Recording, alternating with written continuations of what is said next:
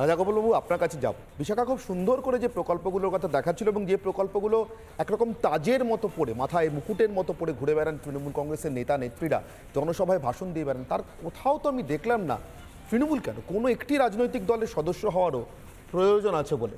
রাজা গোপালবাবু, না দেখুন, ব্যাপারটা হচ্ছে যে সরকার এই ধরনের প্রকল্প চালু করেছে। সরকারের বক্তব্য হচ্ছে যে আমি তোমাদের রক্ষা কবচ হিসেবে কাজ করছি, কন্যা হিসেবে তুমি কন্যাশ্রী পাবে, সুতরাং তোমার যাতে বিয়ে বয়স যতদিন না হচ্ছে ততদিন পর্যন্ত সরকার তোমাকে রক্ষা করবে, এরকম নানান প্রকল্প তারা চালু করেছে।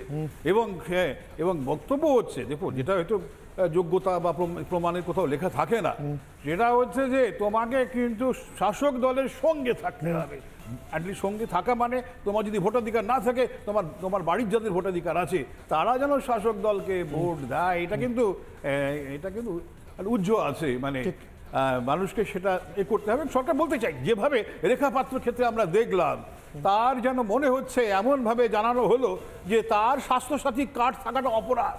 ঠিক বলছে, কার্ড রেড হ্যান্ডেড, অথবা স্বাস্থ্যসাথী কার্ড থাকার পরেও তার অন্য রাজনীতি করাটা অপরাধ। অরিত্র, এখানেই প্রশ্ন, একজন সাধারণ নাগরিক হিসেবে তোমার কাছে এটা কেমন লেগেছে? সরকারি সুযোগ সুবিধা যা সবার জন্য প্রাপ্য, সেটা তুমিই নাও, রেখাপাত্রই নিন, আমিই নিই, তার কি কোনো শর্ত হতে পারে যে আমাকে নির্দিষ্ট একটা রাজনীতি করতে হবে? দেখুন, আপনাদের চ্যানেল কর্তৃপক্ষকে অনুরোধ করব, আগামী দিন অনুষ্ঠান হলে আমাকে গাড়ি পাঠাবেন না, একটু রকেট ফকেট আয়োজন করুন। কারণ এই রাস্তা দিয়ে আসছি, এসে সরকারি প্রকল্পের বিরোধিতা করছি, রাস্তা তো কোন দিন বলবে সরকারি রাস্তা, তৃণমূলের রাস্তা, রাস্তা দিয়ে চলা যাবে না, রাস্তা দিয়ে হাঁটছেন আর মমতা বন্দ্যোপাধ্যায়ের অসম্মান করছেন, এটা তো হয় না। তো এবার আকাশপথে আসতে হবে বা মাটি ফুঁড়ে আসতে হবে, এরকম একটা কিছু বিকল্প ব্যবস্থা বার করুন। আর দ্বিতীয় কথা হচ্ছে যে এই শাসক দলের সবথেকে বড় সমস্যা, তারা মনে করে নিয়েছে যে সরকার আর তৃণমূল কংগ্রেস দুটো এক এন্টিটি। এটা কিন্তু নয়, দল আলাদা, সরকার আলাদা।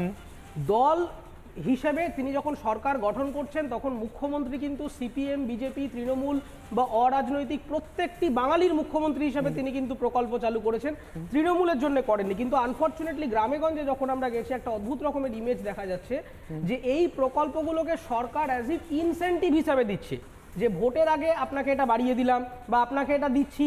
এমনকি এরকম তথ্য আমার কাছে আছে যে যখন এই দুয়ারে সরকার ক্যাম্পেইনগুলো হচ্ছে, সেখানে ফর্ম দিতে যাচ্ছে, সেখানে সে কোন পার্টি করে, কাকে ভোট দেয়, সিপিএম এর সাথে যোগ আছে কি বিজেপির সাথে যোগ আছে, তার আবেদন রিজেক্টও হয়ে যায় তার ব্যাকগ্রাউন্ড পলিটিক্যাল অ্যাক্টিভিটি দেখে, এরকম